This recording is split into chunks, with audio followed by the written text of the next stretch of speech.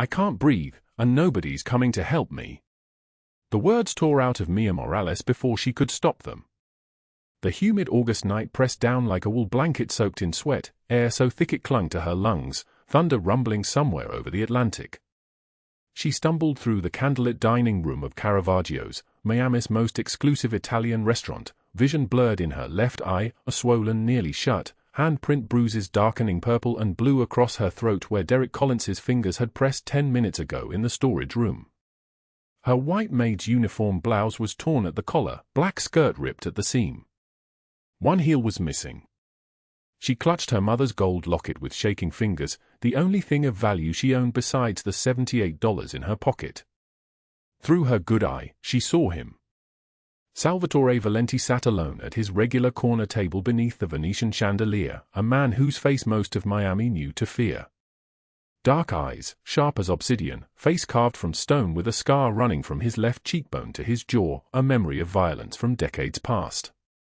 His suit was charcoal gray, custom-tailored, the kind that cost more than Mia earned in 3 months. A gold watch glinted at his wrist, heavy and ancient. He was 39 years old but carried the weight of someone much older, someone who had seen too much, lost too much, become too much. But Mia wasn't looking at him. She was looking past him, toward the restroom, toward anywhere Derek couldn't follow. What she didn't see was the small girl with thick glasses and a white cane sitting in the booth behind the velvet curtain. Ava, 7 years old, Salvatore's daughter, the child he loved so much he had never stepped foot in her bedroom in 3 years because it reminded him of what he could never fix. She watched this bleeding woman stumble past with the kind of focus only children possess when they recognize their own pain in a stranger's face. Ava's small fingers gripped her cane. She didn't move. She didn't speak. She just watched. Before we continue, drop a like if this story hits you. Share it with someone you know who needs to hear it. Subscribe so you don't miss what comes next, because what's about to unfold will change everything.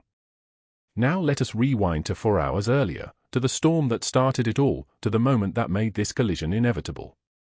4 hours earlier. 4 hours before the blood. For before the handprint on her throat. The rain came down like a punishment from God. Mia gripped the steering wheel of her 2007 Honda Civic, the car that had broken down 3 times this month, the car that shouldn't exist anymore but somehow always limped forward. The highway stretched ahead through sheets of gray, the world reduced to what her headlights could touch, everything else erased by the storm. Thunder cracked directly overhead and the car shuddered. She was driving home from the Riverside Hotel, where she had worked the breakfast shift, a shift that paid minimum wage plus tips. Except there were no tips. There were never any tips anymore because Derek Collins, the hotel manager, took them. He said it was a standard procedure for uniform violations. She had never violated her uniform. He just wanted to hurt her because she had learned to look away when he stared, to move quickly when he approached, to say no. Tonight she had finally said no. And he had heard her voice in that storage room and something in his eyes had changed. The car sputtered. Then died. Mia turned the key. Nothing. She turned it again. A grinding sound, the sound of an engine giving up, the sound of something broken beyond fixing. She sat in the darkness with rain hammering the roof and tried not to think about the fact that her rent was due in 7 days, that she owed $22,000 in 7 days, that she had not slept in 36 hours, that there was nothing left in the tank, not even fumes. $78. That was all she had. She reached over and touched her mother's gold locket, the one object Derek Collins's hands hadn't ruined, the one thing that still belonged to her. Her mother had left her this locket and nothing else.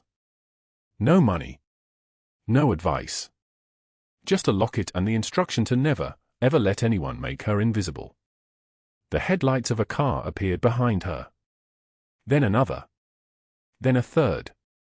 Black SUVs emerged from the rain like machines of war, 3 of them, moving in formation.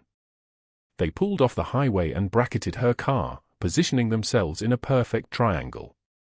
The engines cut out. The silence that followed was worse than the storm. Mia's hands went to the locket. She had heard about things like this, things that happened on highways at night, things that ended badly. The back door of the center SUV opened.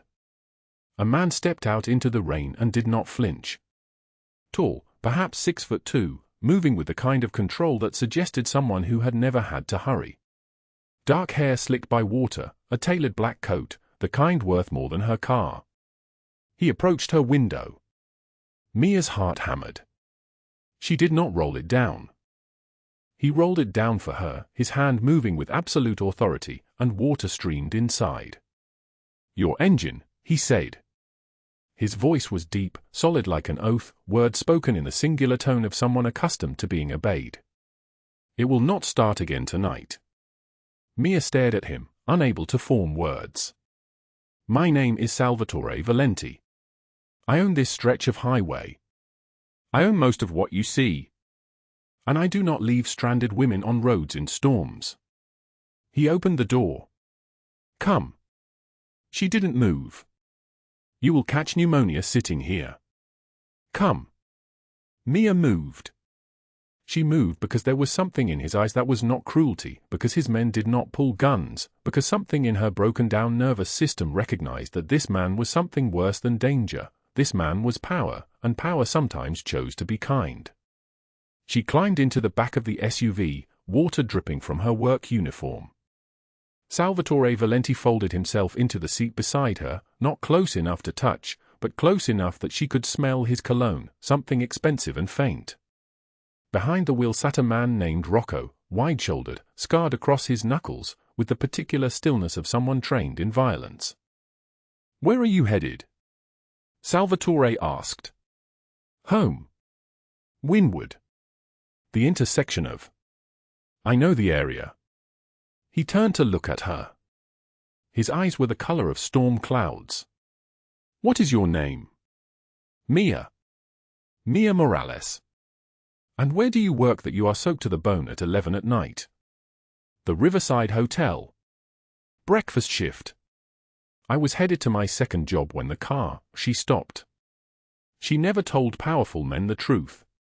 The truth was dangerous. "You work 2 jobs?" "Yes." "And still you are destitute?" This was not a question. He had seen something in her that told him everything. "You are not destitute by accident, are you, Mia?" Something in her chest broke. She didn't know why she answered, why she suddenly told this stranger about Derek Collins, about the tips he stole, about the rent deadline, about the $78 in her pocket. She didn't know why the words came pouring out like her mother's locket had split open and spilled secrets everywhere. Salvatore Valenti listened. He listened with the kind of attention that made her feel, for the first time in 3 years, like she was not invisible. "Rocco," he said when she finished. "The Riverside Hotel, tonight, midnight. I want to know everything about Derek Collins. Every transaction. Every theft. Every woman." Rocco nodded once and said nothing. The kind of nothing that meant absolute certainty. "As for you," Salvatore turned back to her, "you will come with me. I have a private matter that requires someone with your disposition. You will be paid fairly. You will be safe. And then we will address the matter of your rent." Mia felt something cold and dangerous move through her chest. "Why would you help me?" "Because," Salvatore said, and his eyes held hers, "the people who did this believed you were nobody. And that belief needs to be corrected." The SUV pulled back onto the highway. The rain continued to fall. And 45 minutes later, when Caravaggio's red awning came into view, Mia Morales had no idea that her life had just intersected with a powerful man's in a way that would be impossible to survive. She had no idea she was about to meet his daughter. She had no idea that a child with thick glasses and a white cane had been waiting for someone like her. For hours and 23 minutes before Mia Morales would stumble bleeding into Caravaggio's, the sky over Interstate 95 turned the color of a fresh bruise. Rain hammered down in sheets so thick she could taste the metal of it on her tongue. Her 2003 Honda Civic groaned beneath the assault, the engine sputtering like a dying animal, and Mia's hands clenched the steering wheel so hard her knuckles went white. The speedometer needle dropped. 50 miles per hour. 40. 30. The car lurched toward the shoulder, steam rising from beneath the hood in ghostly spirals that the downpour immediately erased. She tried the ignition. Nothing but a grinding sound. She tried again. The engine caught for half a second, then died completely. The silence that followed was worse than the noise. Mia sat motionless, rain drumming against the windshield like accusing fingers. Her phone showed 4% battery. The calculator in her mind was running equations she'd already solved 1,000 times. Tow truck, $200 minimum. Mechanic, probably $600 more. Rent due in 7 days, $940.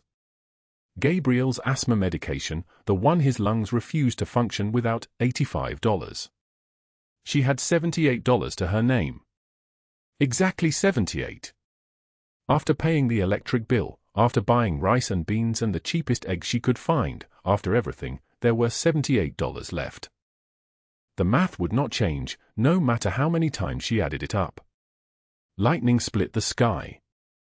In that white flash, she saw her reflection in the mirror, 28 years old, looking 45, with purple shadows under her eyes and hair that hadn't been cut since before Gabriel's hospital stay 2 years ago. 2 years of collection notices.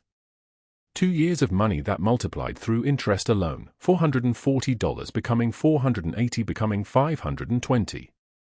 Derek Collins had seen those notices.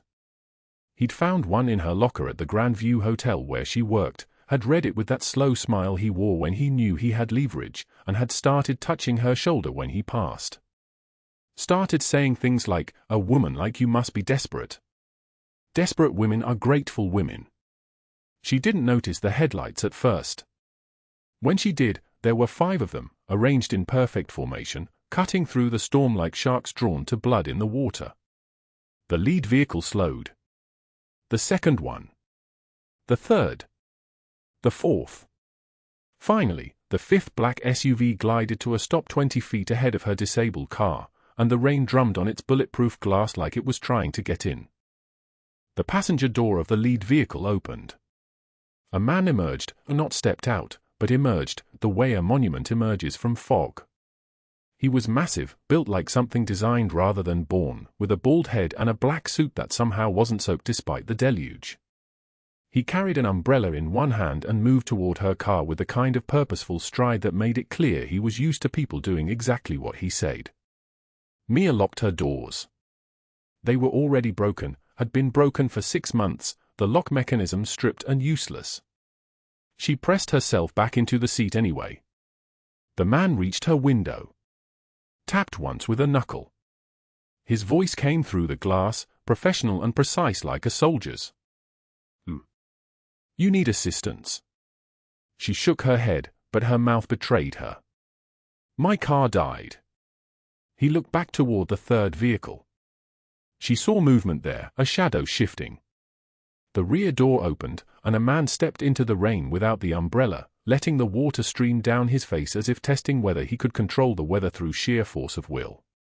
He was tall, broad-shouldered, with silver threading through his dark hair and a scar that ran from his right temple to his jaw like a sentence someone had carved into his face. His suit was charcoal, tailored in a way that suggested it had cost more than her entire year's salary. More than her last 3 years' salaries. He looked at her car for 2 full seconds, then turned to the massive man at her window. "Rocco," he said, and his voice was deep and solid like an oath carved into stone. "Tow it to Marco's shop. Put her in the second vehicle." He didn't ask her permission. He didn't phrase it as a question. He spoke as someone accustomed to the world arranging itself according to his specifications. Rocco opened her door. The umbrella extended over her head. "Mr. Valenti doesn't leave people stranded in storms," he said, as if this explained everything, as if this was a principle as immutable as gravity, and Mia found herself standing, soaked and trembling, being guided toward the second SUV with such gentle firmness that resistance never occurred to her. The interior of the vehicle was warm. Leather seats. The faint smell of expensive cologne and something else, something like money smells when it's old enough. Through the partition of glass, she could see the driver, and then the door opened again and Salvatore Valenti settled into the seat across from her, water streaming from his hair and that terrible scar. "Your vehicle will be attended to," he said, as the convoy resumed motion, merging back onto the highway. "There is a shop called Marco's on Biscayne. Your car will be there within the hour. Your keys will be secure." She didn't ask how they could guarantee that. She didn't ask anything.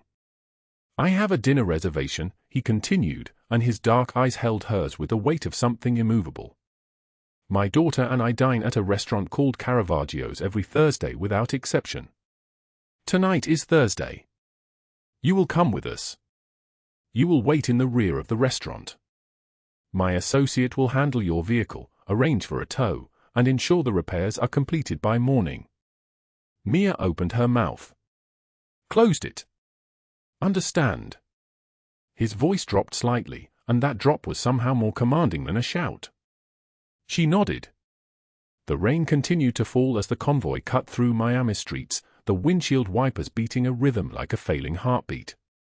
Mia stared out the window at the city she'd lived in for 7 years, the city that had taken everything from her in slow increments, $1 an hour, a rent increase, a medical bill that would never go away. The city where she was nobody, just another invisible woman in a waitress uniform or maid's outfit or whatever role the day demanded. 45 minutes later, when Caravaggio's red awning came into view, glowing against the storm, Mia Morales had no idea that her life had just bifurcated into before and after. She had no idea that inside that restaurant, Derek Collins was at that very moment looking for her. He'd checked the schedule 3 times. She was supposed to work the evening shift at the Grandview Hotel. She'd called in sick, which meant she wasn't home. He'd already driven past her apartment twice, which meant she was hiding from him. Derek Collins had spent 2 years establishing what he called their understanding. He'd stolen her tips. He'd forced her into unpaid overtime. He'd backed her into corners in the supply closet with his hand on her waist and his voice in her ear saying things that made her skin crawl. And tonight, when she'd refused him again, when she'd actually said the word no with something like finality, something in him had shifted. He decided that her refusal was something that needed to be corrected. He'd left the Grandview at 7:15 and had been driving the streets looking for her ever since. The rain drummed on his windshield. His knuckles were still bruised from the wall he'd punched at work, the wall that wasn't his real target. He was so focused on his rage that he almost didn't see the young woman being escorted into the restaurant by a man in a soaking suit. Almost didn't recognize her, wet and terrified and moving like someone had just saved her from drowning. But he did recognize her. And in the moment that recognition landed, Derek Collins made a decision that would cost him everything. Mia was led through the staff entrance of Caravaggio's by Rocco, who had somehow produced a dry jacket from somewhere and insisted she wear it. The restaurant hummed with the low murmur of wealth, expensive silverware against expensive plates, the clink of crystal glasses, the subtle music of people who didn't need to raise their voices because the world listened when they breathed. The manager, a thin man with wire-framed glasses named Paolo, took one look at her soaked clothes and said quickly, "Mr. Valenti, we have a situation." 2 cleaning staff called out sick. If she wouldn't mind assisting this evening. Salvatore Valenti glanced at her with eyes that saw everything. That saw how she calculated cost against necessity. That saw her desperation the way you see someone drowning. "Mia," he said, and something in her chest contracted at hearing her name in his mouth, at the fact that he'd asked it or somehow already knew it. "Is employment acceptable to you?" She nodded. "You will be paid $200 for the evening, in addition to your vehicle being fully repaired by morning," he said. "You will work only in the rear of the restaurant. You will not be seen. Is this satisfactory?" $200. She could buy Gabriel's medication. She could buy food for 2 weeks. She could breathe for 1 more week without the weight of that money sitting on her chest like a stone. "Yes," she whispered. They gave her a black and white maid's uniform that actually fit. They showed her the private bathrooms, the VIP booths, the kitchen. She kept her head down, scrubbing toilets until they gleamed, polishing marble until she could see her reflection, that tired, invisible woman, staring back at her from the surface. She emptied trash. She refilled paper towel dispensers. She was precisely the kind of person that wealthy people looked through rather than at. But what she didn't know was that Derek Collins had parked his car 3 blocks away. What she didn't know was that he was, at that very moment, slipping past the hostess stand with a story about needing to use the restroom. What she didn't know was that he'd spent the last 20 minutes walking through the restaurant, peering into booths, looking for her. What she didn't know was that he was about to find her. The bathroom door where she knelt, scrubbing the tile with a brush, was about to open. The night air was thick as a held breath when Rocco pulled the black SUV into the parking garage of the Grand View Hotel, 3 blocks from where Derek Collins sat in his sedan, hands shaking on the steering wheel. Inside the hotel's main office on the 15th floor, Victoria Ashford stood at her floor-to-ceiling window overlooking Miami's dark sprawl, her phone pressed to her ear, her voice steady as a blade. "Find everything," she said into the darkness. "Bank accounts. School records. Every debt. Every lie." Behind her, on her desk, sat the security footage that Derek had sent her, Mia fleeing the storage room, Mia in that ridiculous maid's uniform, Mia touching her daughter's arm like she belonged in that bathroom. Victoria's jaw tightened. No one belonged in that bathroom except Derek. No one belonged anywhere near Salvatore Valenti except the people she had already decided. Meanwhile, in his penthouse 12 blocks away, Salvatore stood at his own window, Ava asleep against his chest, her white cane leaning against the leather sofa. His fingers moved through her dark hair with the careful attention of a man learning a language he'd abandoned years ago. His phone buzzed. Rocco's text came through in 2 words, Derek Collins. Grand View Hotel Manager. Prior assault charges expunged. Connected to Victoria Ashford's operation. Salvatore didn't respond. He didn't need to. The machinery of his world was already moving, quiet men making quiet calls, pulling records that should have been sealed, mapping the shape of a threat he now understood perfectly. This wasn't random. This was calculated. Derek Collins was a tool. Victoria Ashford was the hand holding the tool. What Salvatore didn't know was that at that exact moment, Derek sat in his car watching the hotel's loading dock where Mia had once entered carrying her son's permission slip from school, where she'd waited in the rain because she couldn't afford the bus fare and had walked 6 blocks instead. Derek's fingers scrolled through his phone, through photos he'd taken through the staff locker room's cracked door, photos she didn't know existed, photos he planned to weaponize. His breath came in short, angry pulls. Rejected. Humiliated. Exposed on a restaurant security footage like a common criminal.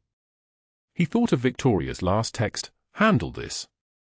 Make her wish she never entered that restaurant. He knew exactly how to handle it.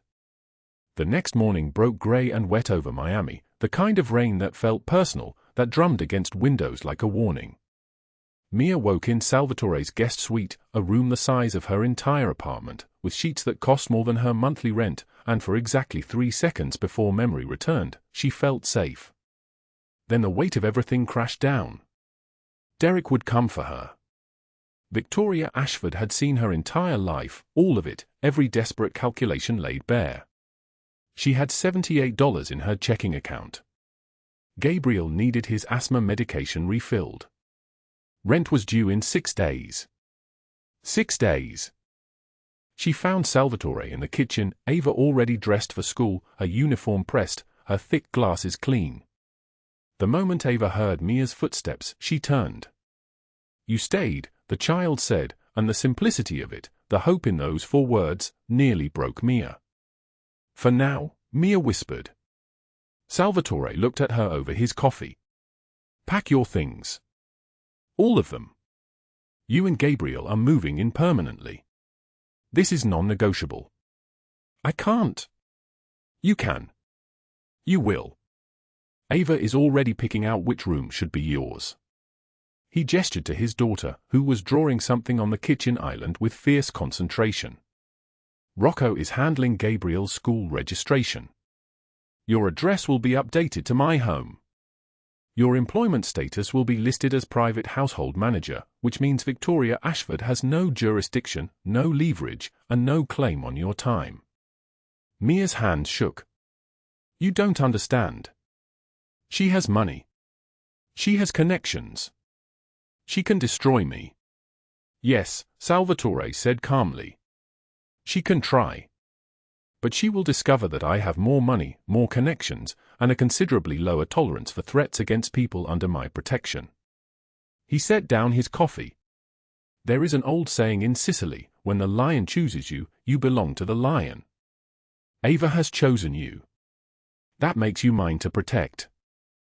That afternoon, while Rocco and Sal loaded Mia's possessions into a truck, her worn clothes, Gabriel's school papers, the single painting he'd made in first grade, Victoria Ashford received a call from her bank. Unusual activity on several accounts. Transfers frozen pending investigation. Her publicist called. A reporter had been digging into the Grandview's employment records, asking uncomfortable questions about assault allegations that had been buried. Her lawyer called. A lawsuit was being prepared by a private party with significant resources, he said carefully. By evening, the first story broke on local news: Grandview Hotel faces new assault allegations. By the next morning, her business partner was calling to distance himself. By the end of the week, Victoria Ashford sat in her lawyer's office, learning that Salvatore Valenti had not just protected Mia, he'd set a fire that was consuming her systematically, carefully, leaving nothing but ash. But what Mia didn't know, as she tucked Gabriel into a bed larger than their old kitchen, as she held Ava's hand while the girl drifted to sleep, was that the real battle hadn't started yet. Derek Collins, sitting in a holding cell after his arrest for possession of indecent images of a minor, charges that came through with stunning speed once Salvatore's investigators found his phone, was already making calls. Whispering to lawyers, to connections, to people who worked in the spaces between law and lawlessness. He had nothing left to lose. And that made him dangerous in a way even Salvatore had to respect. The rain continued to fall on Miami streets, on the penthouse windows, on the detention center where Derek waited. And in that penthouse, Salvatore stood in the doorway of a room he'd kept locked for 7 years, the nursery of the son he'd lost, the child who'd lived only 3 hours, and for the first time since burying a coffin the size of a bread box, he stepped inside. Not to mourn, but because Mia had asked him to. Because she believed that room could become something other than a tomb. Because sometimes the people we choose teach us what the people we're born to never could. The next chapter was waiting. And it was written in consequences. That night, the rain fell on Miami like a punishment. Water hammered against the floor-to-ceiling windows of Salvatore Valenti's penthouse, each drop a tiny fist demanding entry. Mia Morales stood on the balcony, 47 stories above the street, her phone trembling in her hands. The screen glowed with the faces of strangers who hated her. 47,000 shares. The number wouldn't leave her mind. Each share was another person who believed the lie. Another person who saw the doctored photos, her face, her body, twisted into something obscene, and thought she deserved whatever came next. The captions beneath the images were a catalogue of cruelty. Whore. Gold digger. Manipulative liar. Every word a stone, and she was drowning in them. Her phone buzzed. Another message from an unknown number. The words were brief, efficient, professional in their malice: you should have kept your mouth shut. Jump. It's easier than what's coming. She looked down. The city lights blurred through the rain. Cars moved like blood cells through arteries of asphalt. People walked below, unaware that someone 47 floors above them was considering whether living was worth the weight of their judgment. Her son's school had called that morning. Other parents had seen the posts. They were asking questions. Uncomfortable questions. The kind that made administrators nervous. Her landlord had left a voicemail, his voice tight with something that wasn't quite anger, it was disgust, and that was somehow worse. Moral concerns, he'd called it. As if morality was a property inspection. $22,000. That was the debt that would pass to Gabriel if she stopped breathing. Credit cards, medical bills, a hospital stay he didn't even remember. All of it would become his inheritance. All of it would follow him through life like the scar on her wrist, a permanent reminder that his mother was too weak to fight. The phone slipped from her fingers. It clattered on the marble balcony, the sound sharp and small and impossibly loud. The plastic cracked. She flinched at the noise, and in that flinch, her hand moved toward her chest. The gold locket hung there, warm against her skin. She could feel the shape of it even through her shirt, the oval form, the tiny clasp, the weight of decades. Her mother had worn this locket through cancer. Through poverty that made Mia's current suffering look like a luxury vacation. Through the night her father packed his suitcase and left, never returning, never calling, never acknowledging that he'd left behind a wife and a daughter who believed his leaving was somehow their fault. Mia's mother hadn't jumped. She had bent, warped, contorted herself into impossible shapes to survive. She had smiled at men who didn't deserve her smiles. She had worked 3 jobs and still couldn't afford the medication that might have saved her life. But she had not broken. "We don't break," her mother had whispered, pressing the locket into Mia's hand the day before the cancer one. "We bend. But we don't break." Mia bent down and picked up the phone. The screen was cracked now, a spider web of fractures spreading across the glass. She couldn't see the hateful messages anymore, couldn't see the photos or the shares or the count of how many people wanted her gone. All she could see was the broken reflection of her own face, fragmented and reassembled into something that looked almost like strength. The balcony door opened behind her. Salvatore Valenti stood in the frame, water dripping from his dark hair onto his white shirt. He'd been in his office, making calls, giving orders, but the moment the door to the balcony opened, he'd moved. Not because anyone told him to. Because some part of him, the part that had learned to recognize pain in other people because he carried such a vast ocean of it himself, had woken up. He didn't speak. He simply stepped onto the balcony, into the rain, and stood beside her. His shoulder almost touching hers. The rain soaked through his tailored shirt, darkening the fabric, but he didn't move to go back inside. Mia's voice, when she finally spoke, was barely a whisper. "I'm ready to fight." He turned to her then. "Then we fight." The words were simple, absolute, carved from something solid and immovable inside his chest. In 15 years, his men had never heard him make a promise to anyone outside the family. In 15 years, he had built an empire on the understanding that sentiment was weakness, that caring about anything other than power and control was a liability that would get you killed. But that was before Ava. Before a 7-year-old girl with magnified eyes behind thick glasses had wrapped her small arms around a bleeding woman in a bathroom and whispered that she knew what it felt like to be invisible. That was before Salvatore remembered that he was human. 11:47 p.m. Derek Collins sat in his apartment, the glow of his laptop screen painting his face sickly white. He uploaded the final batch of photos, women whose names he'd never learned, whose lives he'd stolen without their knowledge or consent. 17 new images. 32 more in reserve. The dark web market was paying well these days. Men who couldn't control their urges, who wanted to watch women without their permission, who needed the illusion of power that came from violation. Derek's door didn't open. It exploded inward. The sound was like a gunshot, like a bomb detonating in his living room. The lock tore from its frame. The hinges shattered. 12 men in black tactical gear poured through the opening like dark water, and Derek realized in that single moment, the moment before terror completely consumed his ability to think, that his time on this earth had just been cut dramatically short. Rocco grabbed him by the throat. Not hard enough to break his neck immediately. Just hard enough to lift him off his chair, his legs kicking uselessly against the air. Rocco's hands were the size of catcher's mitts, scarred from 20 years of work that required violence as a primary language. "Where are the original files?" Rocco's voice sounded like stones grinding together. Derek gasped, his face turning purple. "I don't, what?" A laptop appeared in front of him.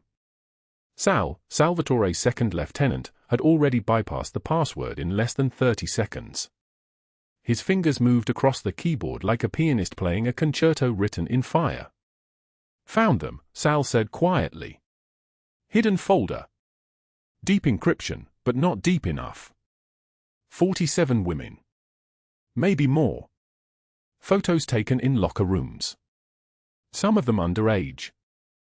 Rocco dropped Derek. He collapsed to the floor, gasping, trembling like a cornered animal. His hand scrabbled against the cheap carpet, trying to crawl, but there was nowhere to crawl to. The apartment was surrounded. Every exit blocked. Every window sealed. Please, Derek choked out. I'll delete them. I'll. The bedroom door opened. Salvatore Valenti stepped through it, and the temperature in the room seemed to drop by 20 degrees. He wore black gloves.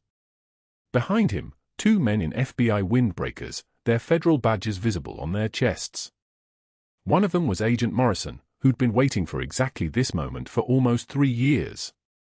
Derek Collins, the FBI agent said, his voice carrying the flat tone of someone who'd read this script 1,000 times. You're under arrest for possession and distribution of child pornography, invasion of privacy, aggravated assault, and conspiracy. You have the right to remain silent. Derek's face went bone white. Child pornography? No. No, I never. 3 of the women you photographed were 17 years old, Agent Morrison continued, as if Derek hadn't spoken. That makes this federal. That makes this serious. That makes this the kind of case that doesn't get plea bargained away. Salvatore crouched down beside Derek's broken form.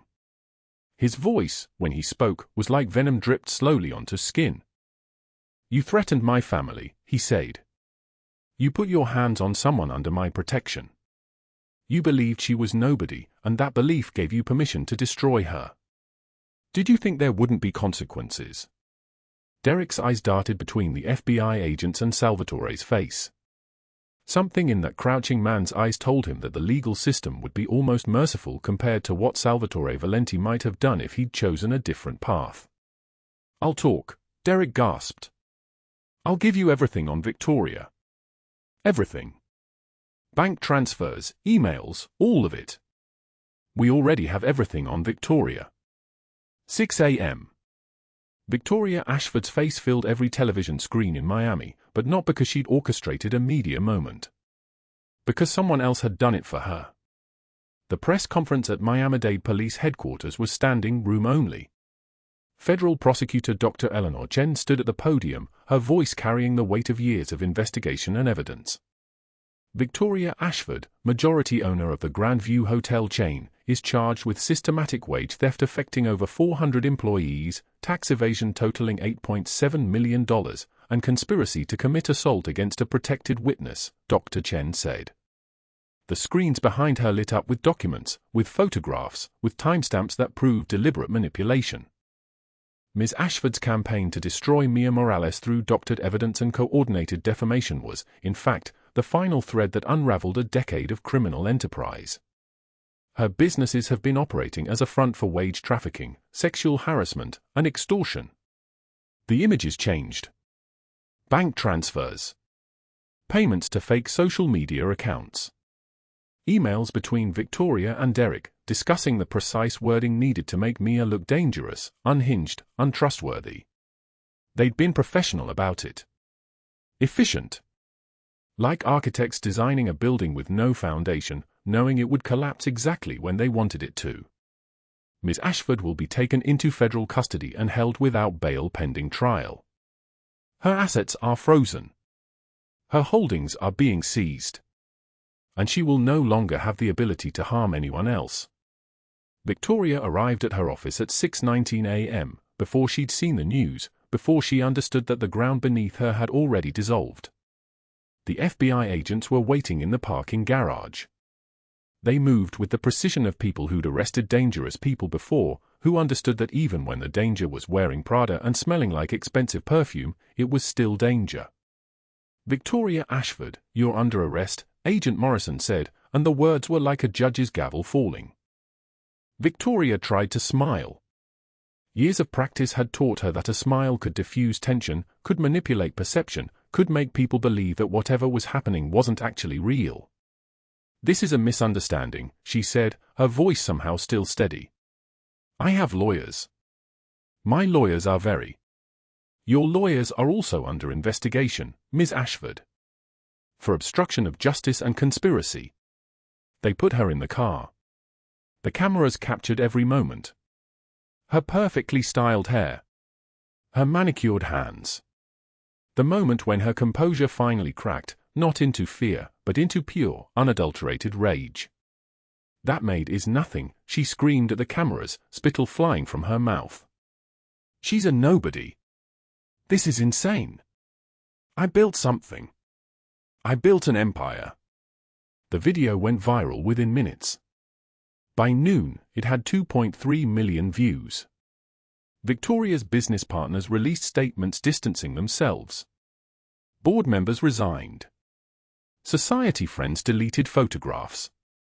The empire she'd spent her entire life constructing collapsed in a single morning, watched in real time by millions of people who decided that her cruelty was more interesting than her success. 40 years in federal prison. That was the sentence Victoria received at trial. 40 years watching her businesses dissolve on the news. 40 years in a cell, alone with the knowledge that she destroyed herself far more effectively than any enemy ever could have. Derek Collins received 25 years. Most of it in protective custody, because even in prison, there are lines you don't cross. Even among criminals, there are standards. Mia watched it all from Salvatore's living room. Ava was curled against her side, the girl's head resting on her shoulder, those magnified eyes watching the screen with a 7-year-old's incomprehension. Gabriel was at school, but she'd called him, told him it was safe to come home now, told him that the bad people were gone. The girl looked up at her, and her voice was small and certain. "Are you my mama now?" Mia's throat tightened. The locket against her chest seemed to pulse like a second heart. She looked at Salvatore, who stood by the window watching Miami wake up to a new day, watching the city that had tried to consume him realize that some people couldn't be broken. He turned, and for the first time since burying a son, since carrying grief the size of an ocean in his chest, he smiled. Not the smile of a mafia boss. The smile of a man who'd found something worth more than power. "If you'll have us," he said. Not to Ava. To Mia. The rain had stopped. The balcony doors stood open. And somewhere in the city, in cells and courtrooms and ruins of empires, people who'd believed they could destroy her were learning that consequence moved slower than fury, but it moved infinitely deeper. Every day we choose between fear and trust, between closing ourselves off and opening our hearts. Word count, 2000. 2 months after the news broke, after Derek Collins was led from the courthouse in handcuffs and Victoria Ashford's empire crumbled like ash, Mia stood in the doorway of a room she'd been warned never to enter. The door was mahogany, heavy, closed for 8 years. Salvatore stood beside her, his hand warm against the small of her back, his breathing steady like a man preparing for surgery. "I haven't opened this since the day we buried him," Salvatore said quietly. His voice, usually carved from granite, trembled at the edges. "Antonio. My first son." Mia turned to look at him. In the hallway light, she could see the scar running from his left eye down to his cheekbone, could see the weight he carried that had nothing to do with muscle or power. "You don't have to do this today," she said. "Ava asked me yesterday why we have a locked room. She said it made her feel like grief was something we had to hide." He paused. "And I realized I've been teaching her that love means protecting yourself from pain. But you walked into my restaurant bleeding and broken and still chose to trust when every rational part of you screamed that trust was a weapon waiting to be used against you. You taught me something I thought I'd forgotten." He turned the brass handle. "You taught me that being brave enough to be vulnerable again is the only path to real family." The door opened inward. The nursery existed in a state of suspended time. Pale blue walls, unmarred by fingerprints or stains. A wooden crib with a mobile of silver stars hung motionless above it, dust particles floating like tiny ghosts in the afternoon light streaming through white curtains. A rocking chair sat by the window, its wood worn smooth from decades of being untouched. On the dresser, a small wooden box with a name carved in careful script, Antonio. Beside it, a baby picture in a silver frame, Salvatore, years younger, his face unguarded and luminous, holding an impossibly small infant against his chest. Mia's throat closed. She stepped inside, and the air felt different, like stepping into a memory that wasn't hers. She took his hand without speaking. They spent the afternoon in that room. Salvatore moved slowly, reverently, touching objects like an archaeologist handling sacred relics. He opened a dresser drawer and found tiny white socks, a pale blue blanket embroidered with stars. His fingers trembled as he lifted them. His mother was Elena, Salvatore said. His voice carried the weight of 1,000 unsaid things. Pregnant with him while I was building the organization. I told her I would step back when he was born. That I would be different. Better. He sat in the rocking chair, and it creaked, a sound that had been silent for so long it seemed to hurt. He lived 3 hours. They placed him on my chest in the hospital, and I counted his breaths like they were currency I could trade for more time. 147 breaths. That's how long I got to be his father. Mia knelt beside the chair. She didn't offer false comfort or empty words. She simply held his hand and let the silence fill with the sound of the city outside, traffic, the distant wail of a siren, the whisper of the air conditioning unit that had been running for 8 years, maintaining this tomb. Elena couldn't stay in the marriage after that, he continued. How could she? Every room reminded her. Every corner held a version of the future that would never arrive. We divorced, and I locked this door and spent 8 years pretending that if I didn't look at his things, maybe I could pretend he never existed at all. Maybe the grief would stop. He looked at Mia. It doesn't. It just gets heavier. Mia stood and moved to the window. The city sprawled below them, millions of people living lives, making choices, building families. What do you want to do with this room? She asked. Salvatore was quiet for a long moment. I don't know. What do you think? It was the first time he'd asked her opinion on something that mattered to him, something beyond restaurants or logistics or which lieutenant should handle which territory. The weight of the question settled on her like a responsibility, but not the crushing kind. The kind that meant she was being let in. I think we keep the rocking chair, Mia said slowly. And the name box. But maybe we make it something living. A reading room. For Ava. She loves to read to Gabriel when he visits. They could read here, and Antonio becomes part of their life instead of separate from it. Instead of hidden. Instead of something we pretend doesn't matter. Salvatore's eyes glistened. Tears formed, but he didn't wipe them away. He simply let them fall, and watching him break open in that small pale room was the most intimate moment they'd shared. Not a kiss. Not a touch. Just witnessing the man who'd killed people, who'd built empires through fear, finally allowing himself to grieve. Okay, he said. Yes. We'll do that. That evening, Mia's phone rang while she was helping Ava with homework at the kitchen table. The name on the screen was unexpected, her former landlord from the Palms Garden Apartments, the man who'd been raising rent and threatening eviction while she was juggling 3 jobs and a son. She almost didn't answer. Ms. Morales, I owe you an apology, the man's voice came through, rushed and uncomfortable. I saw the news. I saw what they did to you, what you went through. I'm calling every tenant who ever asked about you, setting the record straight. Your security deposit is being returned with interest, and I wanted to ask, if you'd ever consider coming back, we'd be honored to have you. Mia looked around the kitchen. Ava was coloring a picture of a house with pink windows. Through the archway, she could see Salvatore in the dining room, on the phone with someone about restaurant business, his hand gesturing expressively. The chandelier above him cost more than her entire medical debt. The tile floor had been installed by craftsmen brought in from Italy.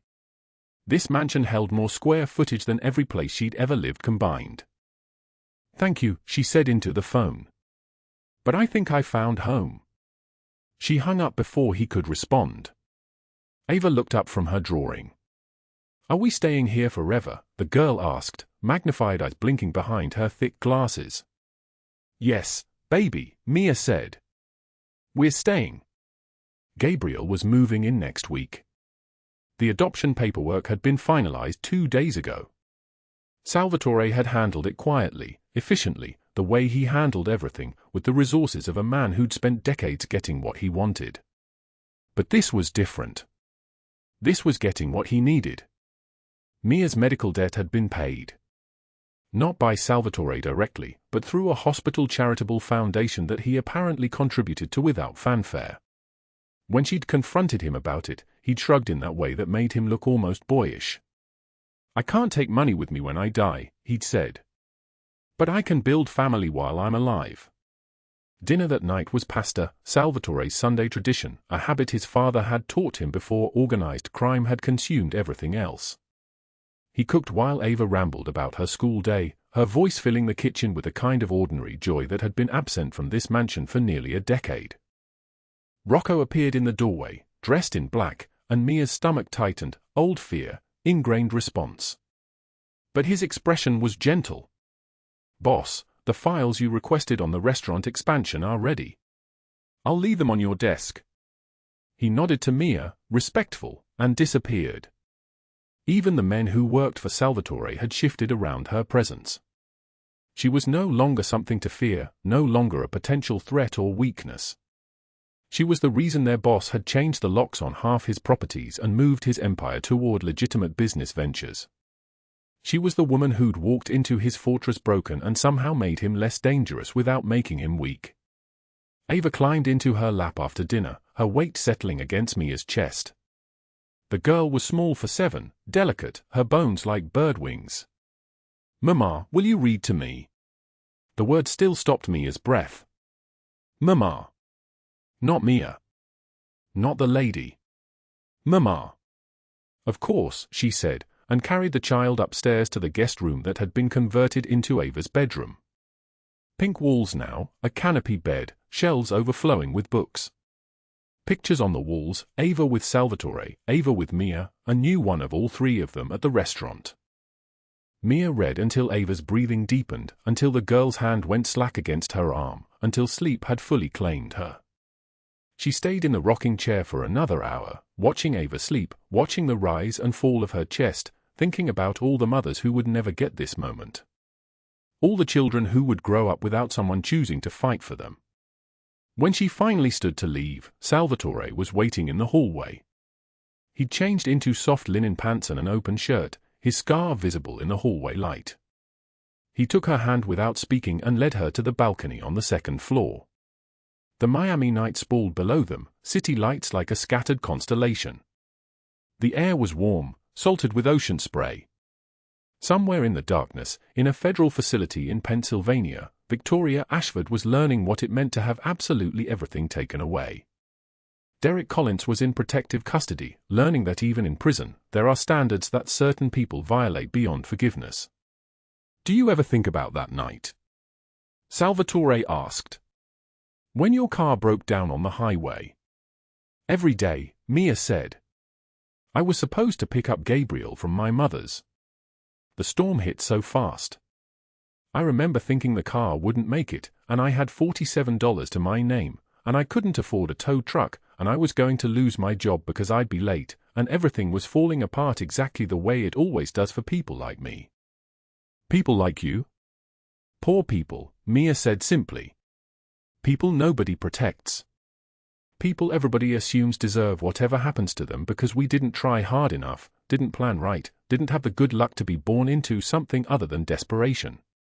Salvatore's arm tightened around her waist. I've been thinking about that night too. About how you got into my car soaked and shaking and didn't even try to hide that you were terrified of me. Rocco wanted to turn around, suggested I was making a mistake.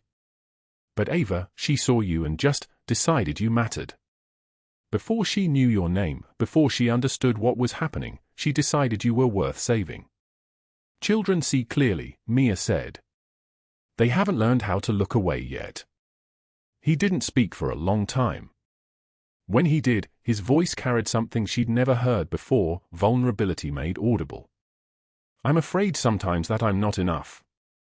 That I've broken too many things, done too much damage.